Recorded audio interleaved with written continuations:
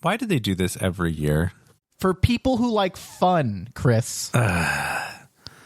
Discord keeps doing this little like seasonal thing for Halloween where they change all the noises in Discord, all the sound effects, so that they're these weird like off-key, spooky sounds for your Discord joining and leaving of channels and things. And it's just, why? I think they're fun.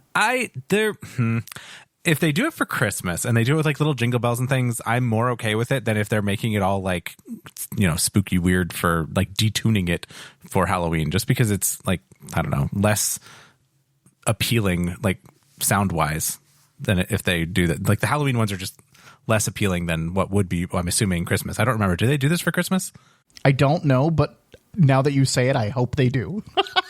If they do it for Christmas, I will say I will have a double standard for this. Like I will probably not dislike the Christmas ones as much as I dislike these Halloween ones. I'm okay with whatever they want to do for any holiday as long as they don't put a fake notification bubble on any of my servers. When would that ever happen?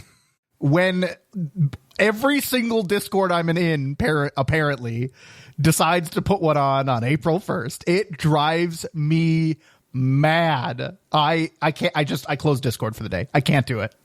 We usually end up with the main server that we're both in. I'm an admin on it, and I tried the last year or two not to put the little fake badge on it, but like people ask for it. Like not just one person, but like people expect it at this point.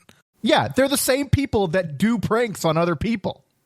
This is not topical, like not timely, because it's November instead of April, but like April Fool's jokes used to be really good, and they really fell off once everybody kind of got in on the joke, but there were some really good ones in like the early 2000s.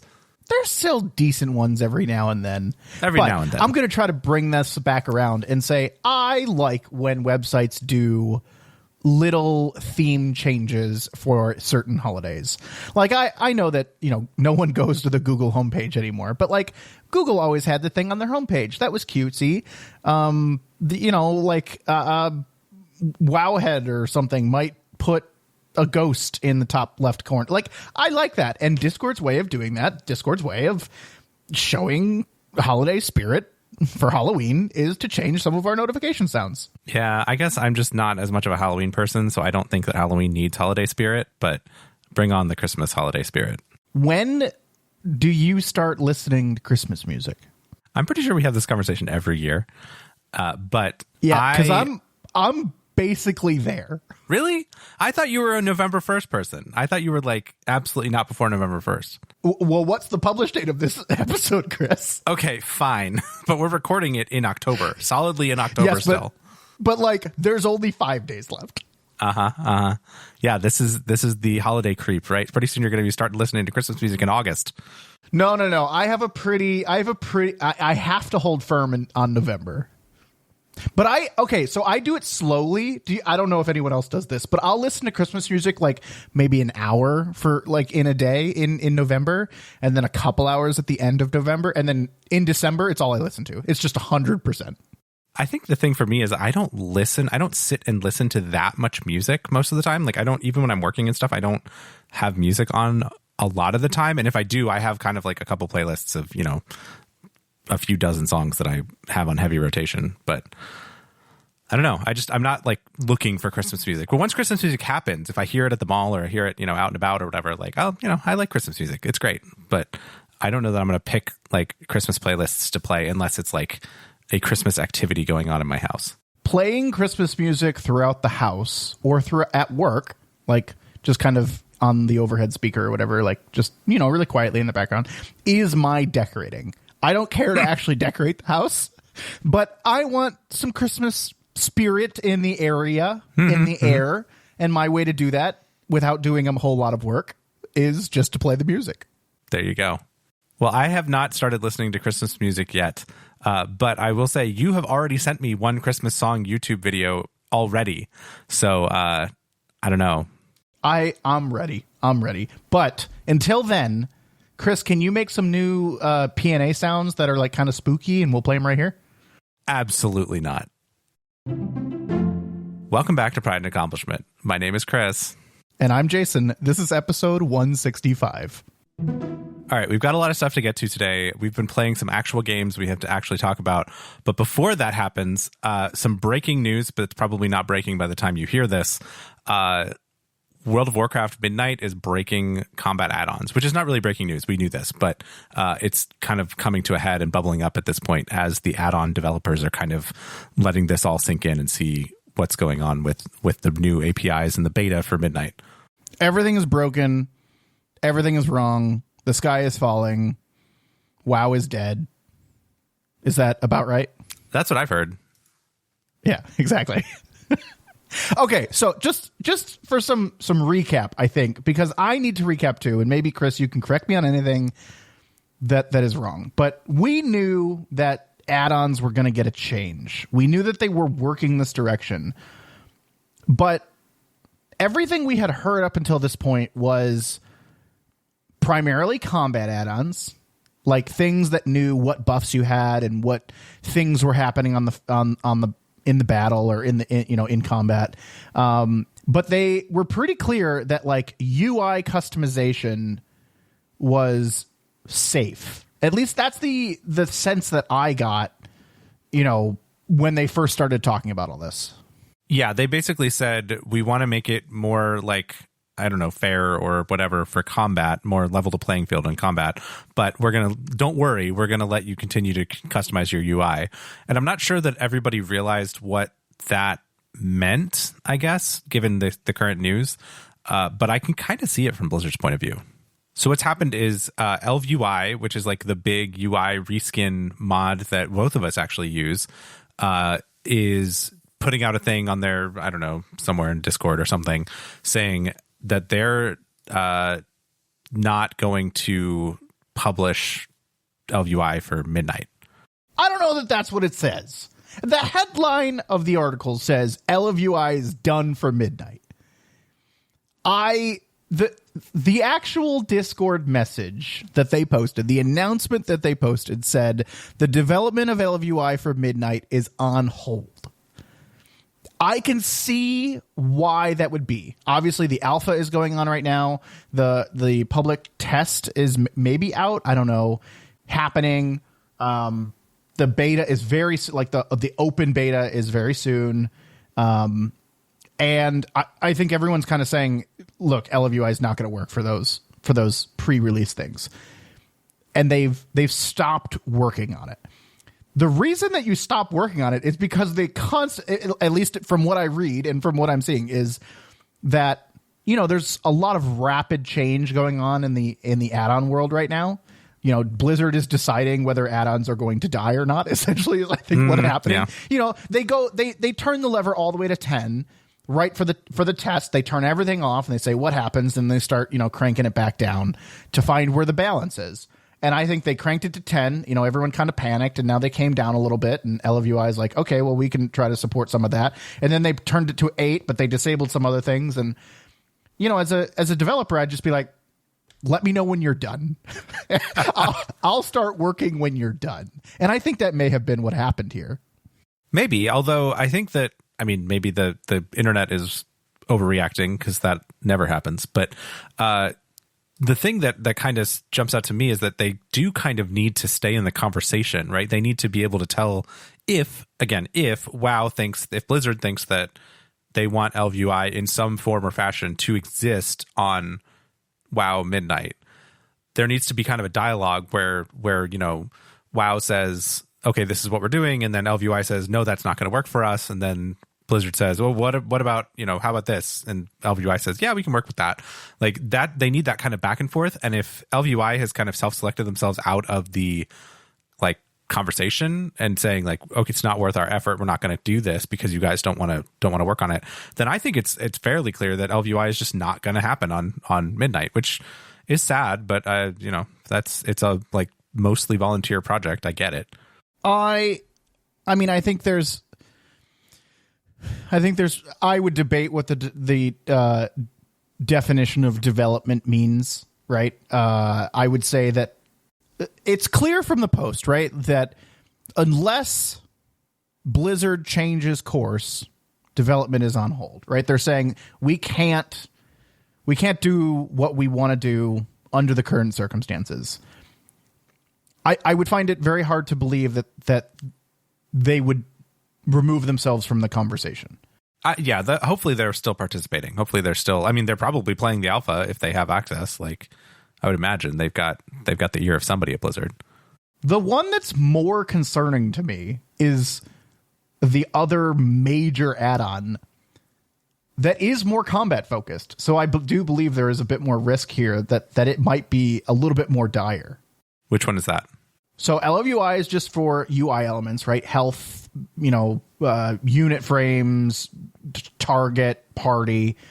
But then the massive customization that you can do with weak auras is just to the next level, right? You can do anything. You could rebuild your entire LLVI UI with weak auras plus more.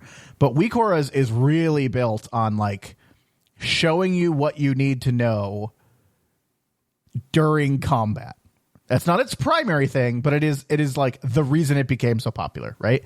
And I believe that their note is a little bit more final than LOUI. I don't know, at least from what I read and how I interpret what was written. They were a little bit more like, this isn't going to happen and we're done. Right. I mean, they said, as it stands, we do not expect a release of Weak Aura's version for midnight. Like, they just straight up said that. They're saying the restrictions that are going to be in place are basically going to make weak auras not worth it, and we're not going to continue developing. That's sad because there are a lot of weak auras that are not combat focused as well. That's true. Like weekly trackers or knowledge point trackers or there's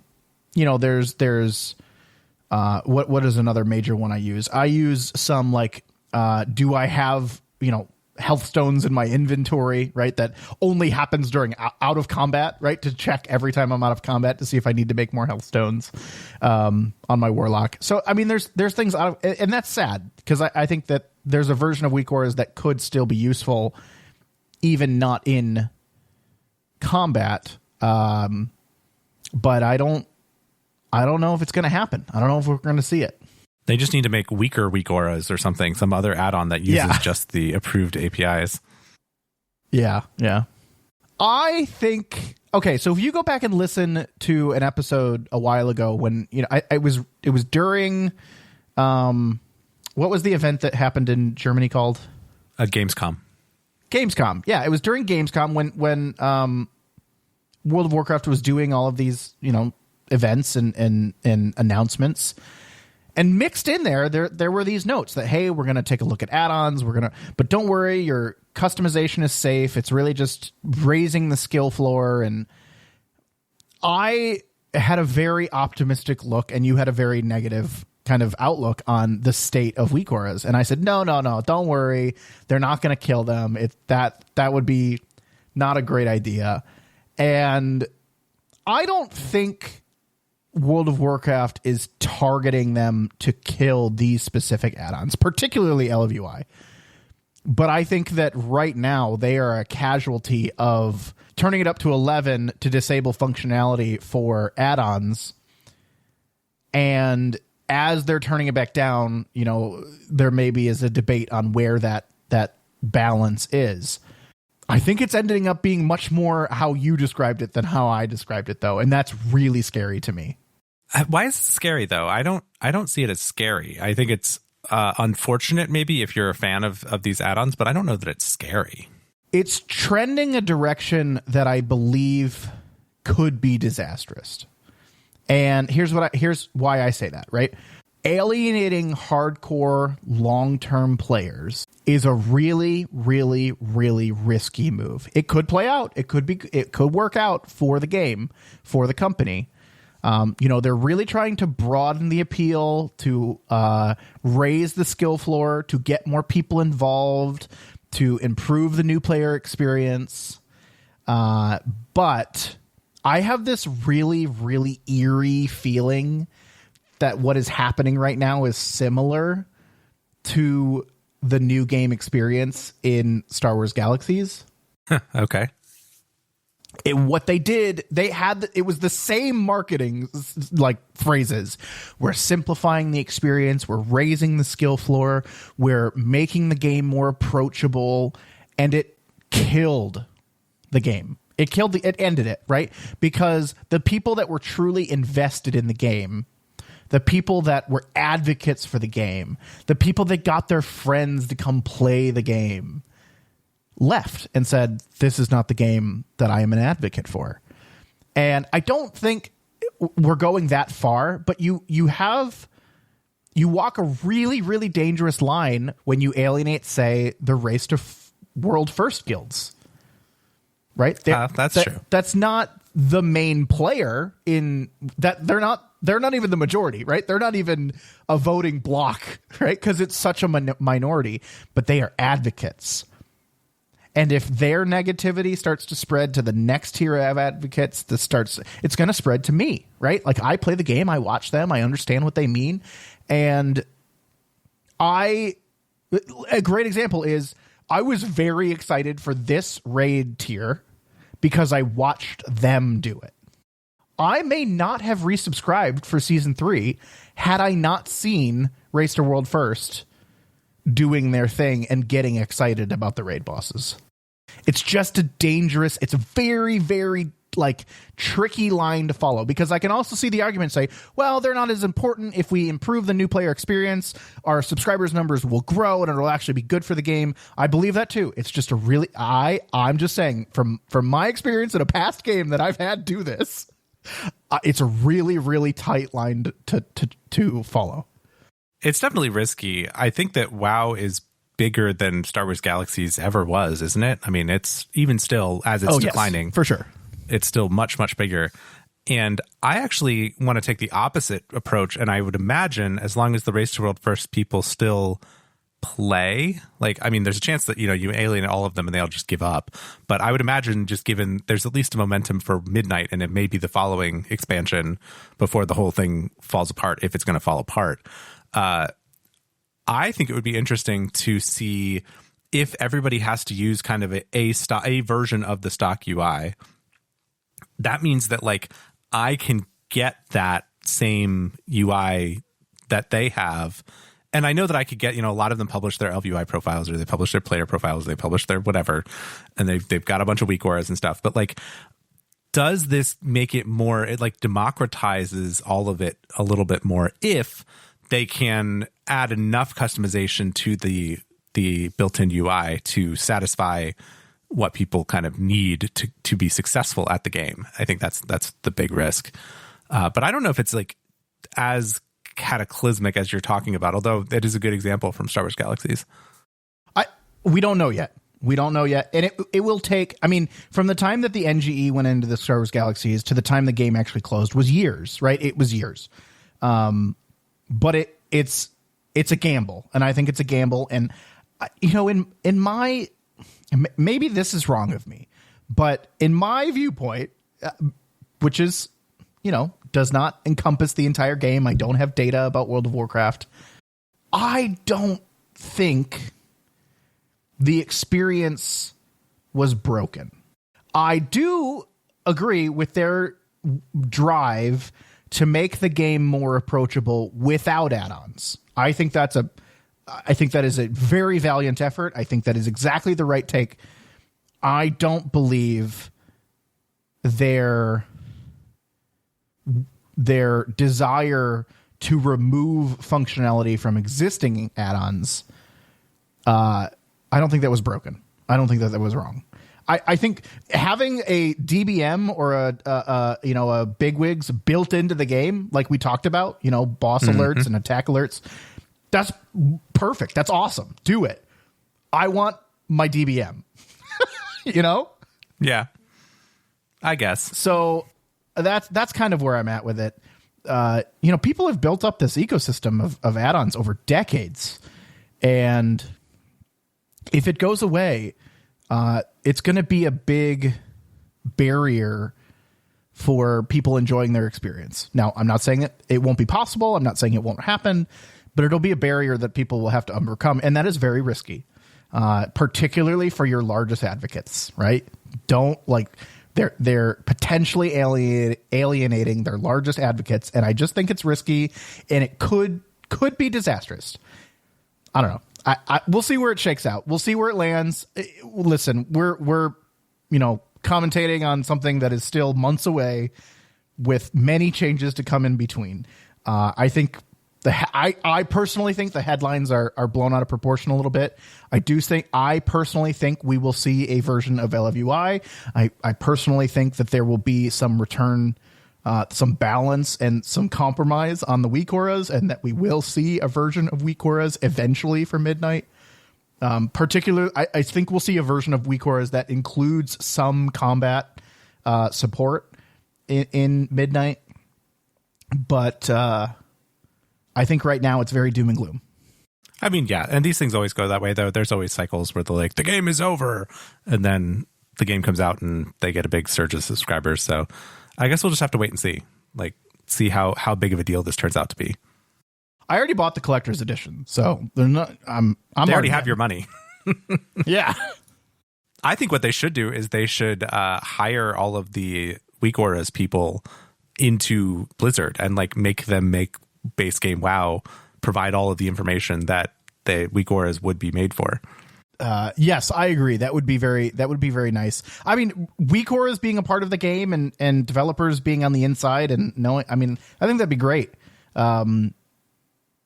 It's not going to happen, but no, that'd be great. I don't think it's really going to happen, but I think, the things I use Weak Auras for, in the most part, is reminding me to put on spells for myself. They're not really, I don't have a lot of big combat Weak Auras or things that do stuff. There sometimes are ones for raids, they do things to auto assign groups and stuff like that, but I haven't raided in a while, so the things that are most valuable to me about Weak Auras are hey dummy, you forgot to put Icy Veins on yourself, or you forgot to put Ice Shield or whatever on yourself. Those are the kinds of things that are most useful to me about Weak Auras, and if they can do that and let me put a big blaring thing in my face in the vanilla UI to say, hey, you need to reapply this buff, then most of my use cases for Weak Auras will be solved. And I think I can live without LVUI. I think I actually have been living without LVUI when I've come back here and there, which I like, because LVUI can sometimes be a little slow. Sometimes it breaks when they have patches. I'm coming down on the side of I will be sad to lose the customization, but I'm not sure that this will actually affect my life tangibly when this thing comes out. I'll learn to play without it. I will say that I am not a fan at all of the base UI. I very much like the clean, sharp edges of LFUI. I believe it is possible to do with other UI add-ons. But I very much do not like the, let's say, the roundness of the base UI. Wow. Okay. Just your head being in a circle. I really don't like how small your health bar is. It's very hard to see how much health you have. It matters, I think it's hard. It's harder for me to understand my environment and my situation with the base UI. I really don't like it. But I think what I want will be possible by the time all of this comes around. Yeah, I think you'll be able to make it look like what you want to make it look like. Just, I think the people are saying, oh, well, it's not worth us putting much of effort into it when we can't do half the stuff we want to do. But then What will happen is other add-ons that all they do is take all of the rounded edges and make them all square, that they'll just rise to the top, and you will have, I hate rounded corners.exe or whatever to put into your WoW. Yes. Yes. All right. Well, anyway, I guess the wait continues for Midnight, and we'll see how this all shakes out. Chris, it's not on the agenda, but all of this simplification and dumbing it down and building it all into the game just has me thinking about Fellowship so much. Oh, yeah. Okay. And we haven't played it, but I've watched a lot of people play it. It's the dungeon crawling Mythic Plus of World of Warcraft as a game. With a little bit more, there's progression in terms of, gear, there's gear progression, and then there's, hero progression, right? Similar to, maybe League of Legends hero track or something like that, as a meta progression. But at the end of the day, it's from a UI perspective and from a skill perspective and from a gameplay perspective, very similar to, I think, what World of Warcraft is trying to chase. Yeah, I haven't actually watched any content about this. I've heard about it from a couple of friends, and people were saying like, "Hey, this is the core essence of WoW. Wouldn't you rather play this than WoW because it doesn't have a subscription and it's just the Mythic Plus dungeons?" And like, I'm intrigued about that, but it does take some fun out of it if you don't get to be part of the kind of broader zeitgeist of WoW. But maybe this thing will grow to be big enough. The game is called Fellowship. It's on Steam. It's like not expensive. It's, I don't know, $30 or something like that. And you can play 4-player co-op, and it's just Mythic Plus dungeons essentially. Essentially, yep. So I'm intrigued to try it. Next time we get a group of people together and like actually have some dedicated time to play a game like this, I would like to give it a try. I'm with you. I've watched more of it, and I think it's worth a try. It's still early access, which again is a little bit of a negative for me. I would rather wait until it was fully out. But if there was a group of 4 people and we were running dungeons together, I would totally play. We haven't been playing that. But Chris, do you want to talk about what you have been playing? Sure. Because I know you've been playing this. I have been playing it. Yes. I have been playing Ball X Pit. I don't know how to say it, but that's how it's spelled, is ball, the letter X, and then pit. This is a Vampire Survivors-like game, I guess. It's like a roguelite game with, it looks like Vampire Survivors. I don't know how to call it other than that. But it's a roguelite game where you play like Breakout or Arkanoid. I said this in the last episode. I did buy it since then. I've bought it and played a decent amount of it, a few hours. You play as a character that like is at the bottom of the screen almost, and then you shoot these little balls out on the field, and the field is got enemies coming down, kind of like Galaga or Space Invaders. And then you shoot the little balls, and the balls can bounce off the walls, and it's very satisfying because it's that kind of like angle based gameplay that if you like that kind of game, it's very good for that. But then every round is like timed, so it's similar to Vampire Survivors, where like the round takes 15 minutes to play or whatever, and then you get different power ups. So the reason it's called Ball Pit is because you're in a pit. That's how they do the levels. That's the conceit for the levels. And then you have all these balls, and you have up to 4 special balls at a time, and they all have different themes, so they can like apply poison to the enemies, or they can like bleed or fire or frost or whatever.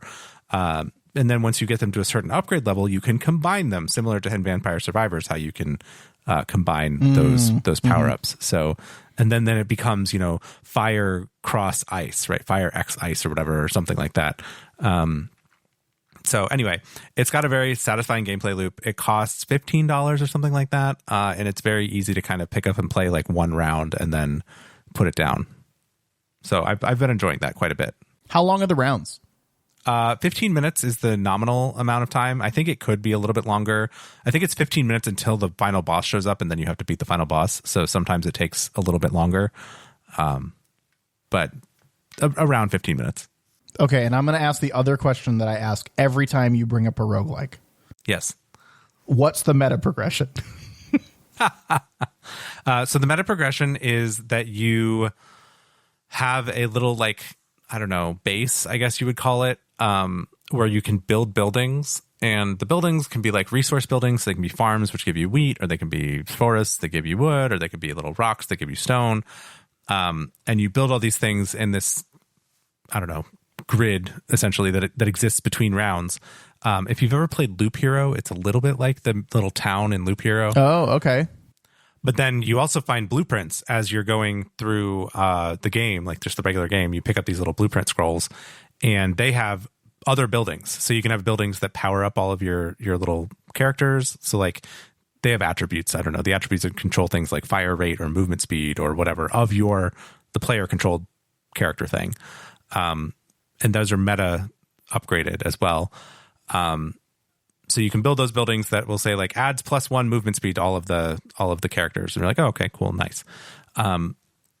There's also a meta progression for the characters themselves. So as they play rounds, they get XP, and then that upgrades their stats independently.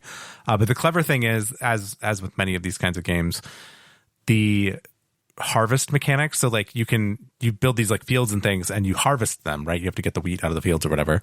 And to do that, you line up your characters and you send them off as if they're like a ball, and they bounce off the walls of the cool. Little town in order to collect all these things. And they're only bounce for a certain amount of time, which is another thing that's upgradable. So like when you start, it's like 4 seconds or something. They bounce around. And then right now, I think mine are like 6 or 8 seconds or something. So it's kind of fun. I mean, it's a clever little concept. And then it does encourage you to kind of play again. And there's different characters that you get based on building these buildings. Like one of them is a pair of characters that shoots balls in opposite directions, right? It's one of those kinds of things where it's like mirrored and they shoot balls in 2 different directions, but the balls do half damage. So then you start to rely a lot on your like effects, like the bleeds and poisons and stuff, because I don't think those are halved. Anyway, so they've got lots of gimmicks like that. They've got one that like makes balls go through things and stuff like that. I want to say they're like 40 or 50 characters or something. There's a lot of characters. Oh, wow. Jeez. It's big. Yeah, it's I mean, big for a game like this. It's big for a $15 game. So it's a lot of fun. I'm enjoying it. Like, it's single player. It's just very like chill. You can play it on the Steam Deck. You can play it on the computer. Like, it's very chill. This game has got my eye so many times. Every time I'm opening Steam lately, it's there in my face. I have so far resisted buying it, but I liked Vampire Survivors. I liked the playing it a few times, but I don't know that I ever felt the need to like really, really get into it. So that's kind of the reason that I've strayed away from this one and similar games. Is that like, yeah, it'd be fun for like, for me, it'd be fun for like maybe 5 to 10 rounds. And then I'd be like, okay, I'm good. Well, the good news about that is that they have a demo, and the demo you can play, I think, as many times as you want in the first like biome or whatever you want to call it. So you can get your 5 or 10 rounds out of your system. And then if you still like it, decide if you want to buy it. I'm going to do that. I'm going there right now. I'm going to download the demo. Nice. Okay. I think you'll enjoy it. I mean, that's what I did. I downloaded the demo and then I enjoyed it as much as I did. So I bought it. It hasn't been like when I got Vampire Survivors, I played like nothing but Vampire Survivors for like 3 weeks. That's not been my experience here. It's not quite that gripping, but it is fun. Like it's a nice take on that. And it's a very chill way to just kind of like unwind a little bit and play a game and make a little meta progress. It's nice. The demo's ready to play. See, 500 megs. It's easy. It's so small. It's so fast. The other thing I've been playing, which is also a demo, actually, has been something that's on Free Weekend that we've talked about before, but it just came out with a new expansion, and that is Gunfire Reborn. Yes! Let's go, Chris! So I had Gunfire Reborn on Game Pass when I had Game Pass, which I don't have anymore, if we all remember. It's also not on Game Pass anymore. But I did play it a little bit with Jason on Game Pass, and then I was like, this game would be kind of fun. Maybe I should pick it up on Steam. I don't know. We'll see. I don't know. And so I didn't buy it. And then they just came out with this expansion, and now they have a free weekend. So I was like, you know what? I'll give it another try. And especially because it's a free weekend on Steam, so I can try it on the Steam Deck, which is what I've been doing. Let's go. Yes. Are you loving it? Do you want to play? Let's play. We're recording a podcast. We can't play right now. I know. I love this. Is by far my favorite roguelike. I know. And actually, I really like it as well. And I've really enjoyed what I've played of it. I've played, I don't know, probably 3 or 4 or 5 rounds on this free weekend. Not actually finished any of them. And that's one of the things I wanted to talk about. Like not even gotten past the first boss, which is something I feel like I am at least somewhat skilled enough to be able to do on my own. It's hard. It's hard. It's hard. And you're starting over, right? You're starting on your fresh. Steam profile. Yeah, totally. No matter. It's hard. I mean, I think it took quite a few runs to beat the first boss. It's challenging. It is. But I don't know. I think it's also compounded by the fact that I'm playing it on the Steam Deck mostly and playing with the controller controls on the Steam Deck. And I'm finding it really hard to be precise, like to be able to like aim and really effectively. There's not a lot of aim assist, I guess. It doesn't feel like there's a lot of aim assist on the controller controls. That doesn't surprise me because I think a lot of this game is about precision. And I could imagine that they did not do a good job of that with controller. Right. I did play a round with keyboard and mouse, and I was better. Yeah. I that is very easy to believe. Yeah. So it's been tough on the Steam Deck because it's kind of the perfect Steam Deck game. Like I like the whole roguelite, like round based thing on the Steam Deck, because it's nice to be able to just kind of like pick up and play and then just turn off the Steam Deck and it pauses and you come back and play later. But it's not as good in that regard, but it's been very fun to play it, and I'm considering getting it because it is on like a 45% off sale or something like that. So I'm thinking about it. It says right on the page on Steam, new historical low. Yeah, see, there you go. So it's the cheapest it's ever been. There is the bundle for all of the it and all of the DLCs. Now, the other DLCs have added like new characters and new weapons, but I think maybe I'm wrong on this, but I think this is the first one that has actually added new like levels, like past endgame or extended the endgame.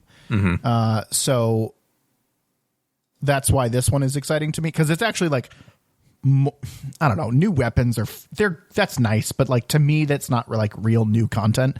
New content is like new enemies, new biomes, new world, more to progress. But if I were going to do it, I would probably buy the entire like DLC pack. So why not? Right? Like, why not? I like these guys. I want to support them. That's what I would probably do. But I'm so excited to hear that you're enjoying it, because when you are ready to play co-op, I'm right here. All right. Well, yes, we should play. That is a thing we should do. But not right now. We're recording a podcast. Okay, my turn. Yes. I have been playing 2 games as well. The first is something we've talked about recently that I said, we should play this again. And, Chris, you and I play a lot of games. Like, we're not like, our job isn't playing video games, but like, we play enough to talk about them every 2 weeks on a podcast. Mm-hmm. Sure, yeah. I'm pretty familiar with the video gaming industry. I'm, aware of pretty much everything coming out. I may not, know everything about, but I stay in the loop. So when someone asks for a video game recommendation and they're like, here's what I play and here's what I like, and this is the experiences I've had in other games, and I recommend a game, I feel like it's coming from a pretty well grounded and educated guess, right? I've got a lot of context. Sure. So when I recommended Palworld to my girlfriend, it came from a place where I know what she likes. I knew what she would probably like.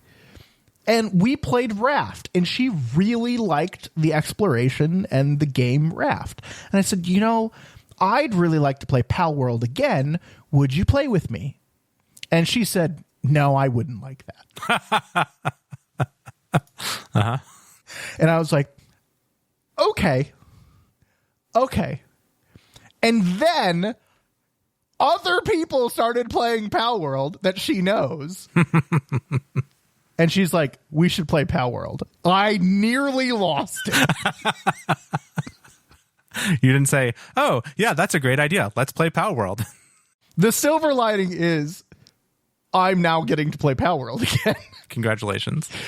So we've started a fresh Palworld world.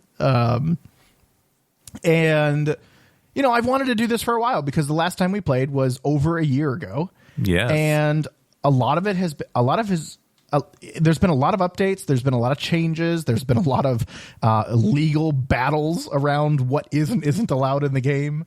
And it's, I've always wanted to come back and try it. It's not out of early access yet, but man, it really feels like it's done.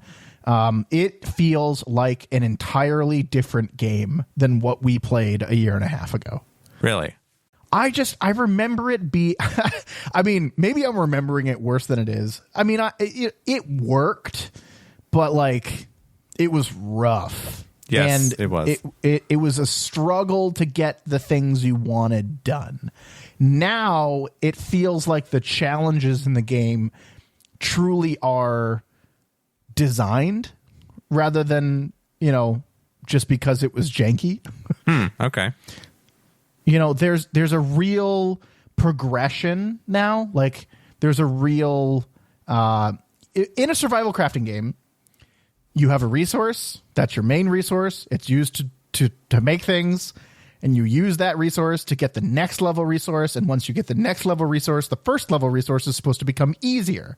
That is a survival crafting progression, right? It just didn't feel like that. It didn't feel like that when the game first came out.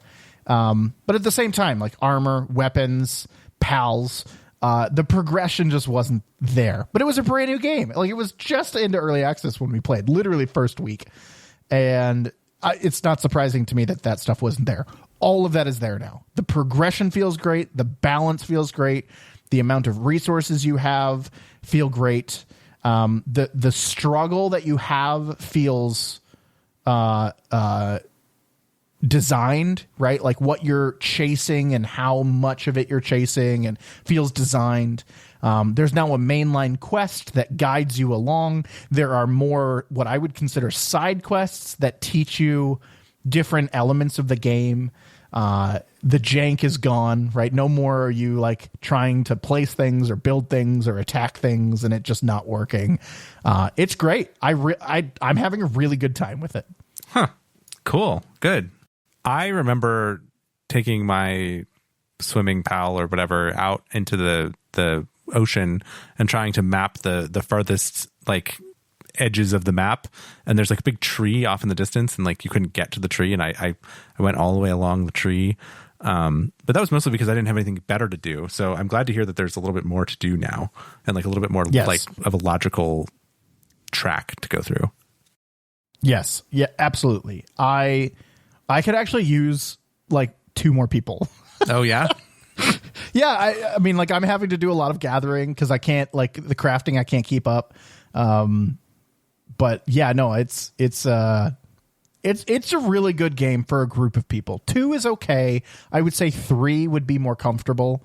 But it's come a long way. The map is huge now. It's so big. Okay. We have been playing for probably 10 hours so far. Yeah.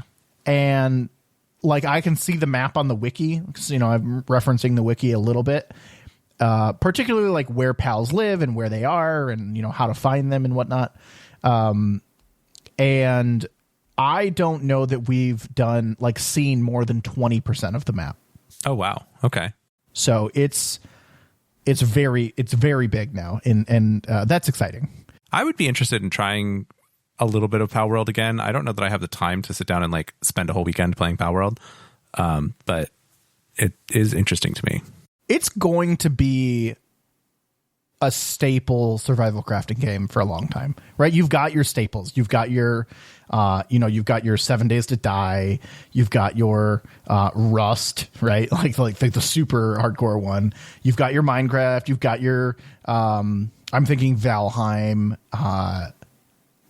V Rising, kind of in a way. Maybe. Yeah. I'm probably leaving out some like really important ones that I can't think of right now, but I think Pal World lives in that world now, and I think it will for a long time. Oh, Ark. Ark is the one I'm forgetting. Yep, that's a big one. Yeah. I am often actually confusing Pal World with Ark. I'm like, I'm pretty sure there's a Pal that does this. And I'm like, I'm pretty sure there's a Pal that like greatly increases your carrying capacity. And like, I'm going back and I'm like, maybe that was a dinosaur in Ark. Like, I can't quite remember. It's been nice.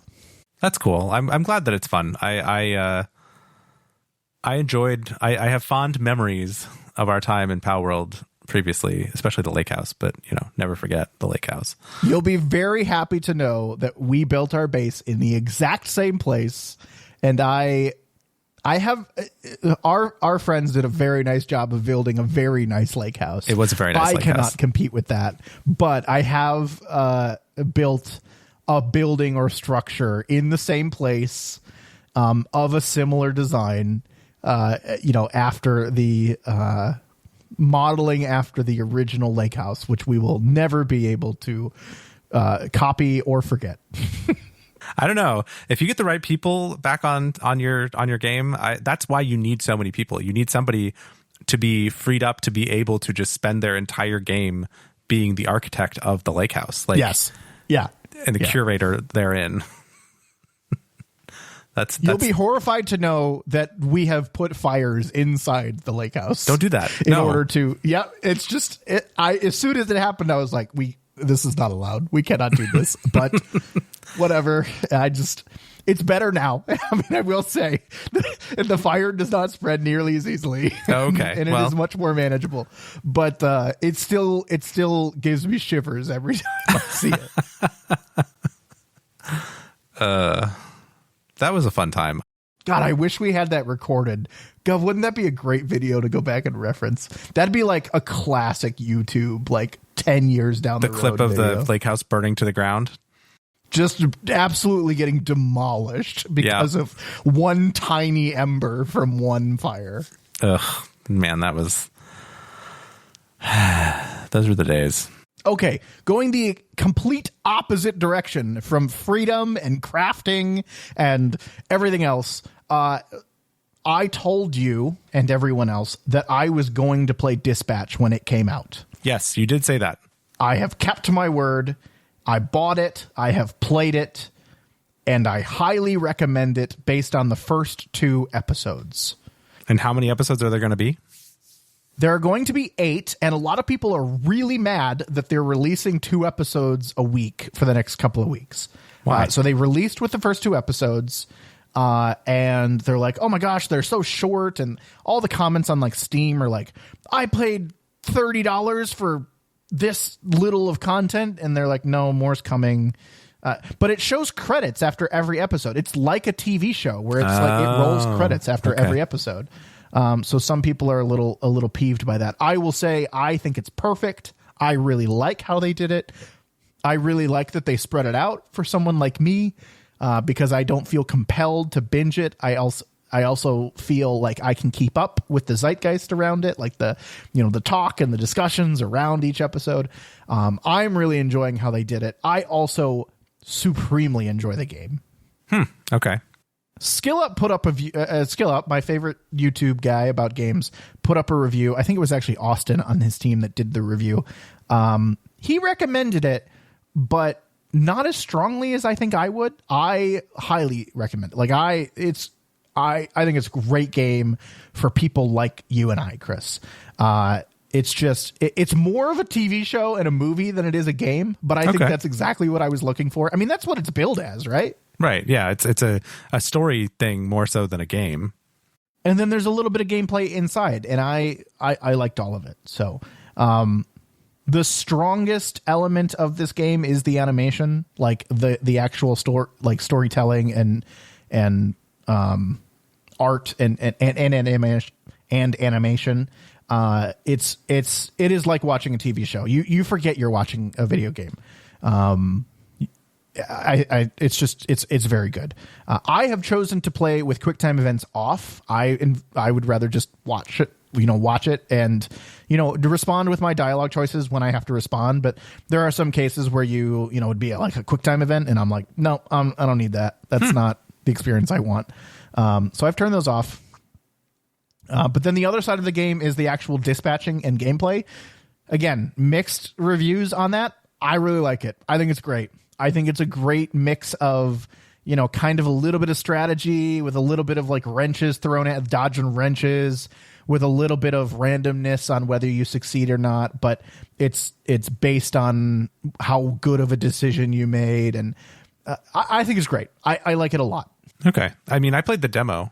So you know what I'm talking about with the dispatching and like each hero has strengths and you have to kind of read the call on what you're dispatching to and determine which strengths are most important and, align those things together from your pool of heroes to who's available at the current moment and dispatch them to it. I think it's, again, it's not like the most amazing strategy game ever, but it fits perfectly in between the scenes of the episode.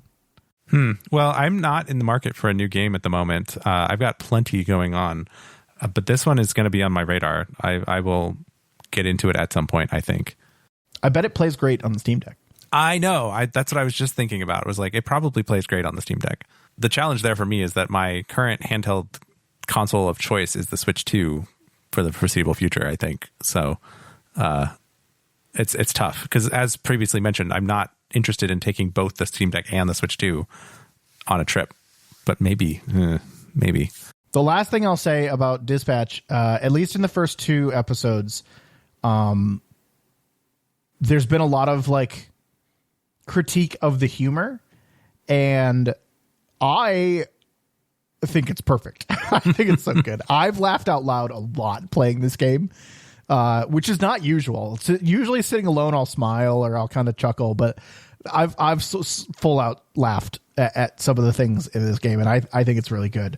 There's a lot of swearing, so if you're not into that, just know it going in. There's nothing you can do about it, but I think it's genuine. Like, I think it's how people talk, right? It's not how I talk, but it's how some people talk, and I think it flows nicely. It's written nicely. I think it puts you in that atmosphere, and I think it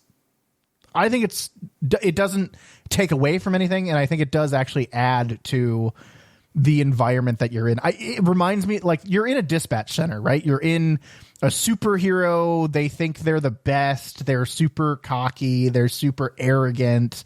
Constantly vying for attention, and it builds that atmosphere really well. It reminds me a lot of like Wall Street, almost like The Wolf of Wall Street, which also had a lot of swearing, right? Because it's just that environment and attention seeking, and so it works for me. I think it works, but I've heard some mixed feedback on it.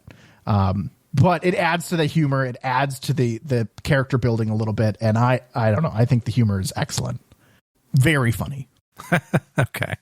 Yeah, it's on a 10% launch discount right now, and I'm like, it's taking everything I have to just not be like, yeah, I should just pick that up because I'm going to play it someday. But the 2-hour rule is strong, and I am not giving in right now because I'm not going to play this in 2 hours. No, I agree. I'm going to bring it back to Pal World for 1 second. Oh, okay. My girlfriend and I were going to play Pal World, and I said, oh, why don't you buy it, start downloading it now, and then we'll play it when you get home from work. And she goes, well, that violates the 2-hour rule. She gotcha. And I'm like, you're right, but are we going to play it this evening? Are you going to let me not play it this evening? And she goes, no, we're playing it. I was like, then you're allowed to buy it. Yeah, that's an approved amendment to the 2-hour rule. We're agreeing here that the 2-hour rule is a guideline. Yeah, even though it has rule in the name. That means you're going to play it. And you are not going to let me not play it. So yeah, no, that I think is a very valid. I mean, we talk about this sometimes, but I do bend the 2-hour rule a little bit if I'm going on a flight or something. I'll make it the 4-hour rule or the night before rule or something. But you have to have a very strong intention. You can't just buy something on planning to play it someday. That's really the point of the 2-hour rule. Do you have an immediate, imminent, like, scheduled plan to play the game? Exactly. That's the key. I'm very happy we got to talk about some games. I mean, with different games. Chris and I are not playing anything together. That's usually the biggest goal for me, is to eventually get to play something together, which we did last time, and we talked about Space Marine 2. But just getting around. Ball Pit, Gunfire, which I'm really happy about. I say maybe we'll play that together. We could. Yeah, there you go. Pal World, Dispatch. It's really nice to get a tasting of a bunch of different things. This is going to be the last tasting I get for a while because the Guild Wars 2, like we talked about last week, so many things are coming out. Dispatch was one of them, but it was nice to get a bit of everything this week. Yeah, it's been a nice little grab bag before we get into the holiday season, I guess you would call it. And then also all of the kind of announcements and all of that season as well. We talked about that a couple episodes ago as well. Because, before we know it, Game Awards are going to be on top of us. Like, it's coming. before we know it, it will be holiday season because we'll be listening to Christmas music. Of course. If you can hear Mariah Carey thawing, let us know by joining our Discord, which you can get to at discord.pnapodcast.com. If you want to find any of our older episodes or read our show notes, you can visit our website at pnapodcast.com. That's P, the letter N, the letter A, podcast.com. If you're enjoying the show, we would love if you could share it with some others that might enjoy it as well. Thanks for listening, everyone. We'll talk to you next time. Do you actually like that Mariah Carey song, All I Want for Christmas Is You? Like, is that like no, not really. I don't really either. Like, it's not, I mean, it's fine. It's fine. Like, yeah, you'll hear it 100 times during the Christmas season, but like, it's not, I would almost skip it if it came up on a thing I was listening to just myself. Yeah. The song itself, like the All I Want for Christmas Is You is a fine song. I like the memes more than I like. Oh, well, yeah, sure. The thing, like, have you seen, did you see K-pop Demon Hunters? No, I haven't. No. Oh, Chris, great movie. But there's a moment in K-pop Demon Hunters where all of the lights go out and it gets really quiet. And she's singing this huge song and whatever, you know, it's not a spoiler, but she's singing this huge song. And then all of a sudden the lights go out and it gets really silent. And all of the memes are just like Mariah Carey starting to sing in the background. like she's thawing. She's coming out. It's so good. I love the meme. It's such a good meme. And it really is true. Like once you start to hear that, it is Christmas season. And I like that element of it more than I like the actual song. Right. The mall Santas all come out of the woodwork and yeah, you're off to the races. Do you have a favorite or absolute hatred of any Christmas songs? Because I have one that I absolutely despise. I mean, I think I probably, got several strong dislike / despise songs on my list. Obviously, there's the kind of in poor taste, Grandma Got Run Over by a Reindeer, right? Dislike. Yep. There's also one that was really big when I was growing up that I haven't really heard much lately. But it was apparently a thing. It was Dominic the Donkey. Did you know that one? Oh, I don't know that one. Okay, don't look it up. It's not very good. Okay. But it was one of those things that was like, oh my gosh, everybody's so excited about listening to this silly thing. It involves like a literal sound of a donkey hee-hawing. Like it's not like, I don't know why this is a song, but you can look it up. It's fine. You will not like it. And I've warned you. But what do you have? What's your most despised Christmas song? I will skip every single time and try to avoid at all costs the song Feliz Navidad. Oh, yeah. I don't love that one. It's fine. I get it stuck in my head. That's the problem. I get it stuck in my head for like 3 days at a time. It's the worst. It's offensive to the ears. And it's not even the lyrics. That's a big thing for me, is I very rarely listen to the actual lyrics of a song. I like the melody and whatever. It is offensive. The melody is offensive. Yeah, don't listen to Dominic the Donkey. It's worse. My favorite, and this is a little controversial, Chris. Are you ready for a controversial take? Yeah, I love a hot take in the after show. It's good. Because apparently the lyrics are not kosher I know where anymore. You're going. Here we go. Yep, go on. I love the song "Baby It's Cold Outside." Yep, knew that one. Yep, saw it coming. It's a great song. Again, honestly, you could change the lyrics. Don't matter to me. Whatever. It's the melody and the song itself. I love the kind of the jazzy, it's one of my favorites. Yeah, it definitely has a bad rap, but it is a good like melody and tune and all of that. And then the other thing, if you could just take the jazz portion of Sleigh Ride and make a whole song out of it, that would be my other favorite. Okay, sure. Another song I don't like, I think, is Santa Baby, if you know that one. Oh yeah, that one's meh. But it's kind of in the same like time period as Baby It's Cold Outside, I think. Yeah. Kind of that same slinky, jazzy, whatever. But I just like Santa I don't Baby. think it's a complicated enough song. I like layers and like, harmonies and oh yeah, no, that one has no depth at all. It's so simple. Yeah. Am I the one that did I send you a Christmas song? Did I send you Sleigh Ride? You did. Yep. Okay, all right. I was thinking that was you. Yep. I found a version of Sleigh Ride on YouTube where the entire song was done with slapstick. Maybe we'll put it in the show notes. We should. We should. It's so funny. It's such a good meme. Anyway, well, I guess happy Halloween, and it's time for Christmas. I don't know. It's time for Christmas in, 8 weeks. You know, now that we've had this conversation, I'm definitely going to listen to Christmas music. I know. Right now, starting on October 26th, this was the day that Jason lost the battle with Christmas music. No, I can't. I can't let it. November 1st. I'm not going to let it. I'm not going to go a day sooner, but I'm going to start right away.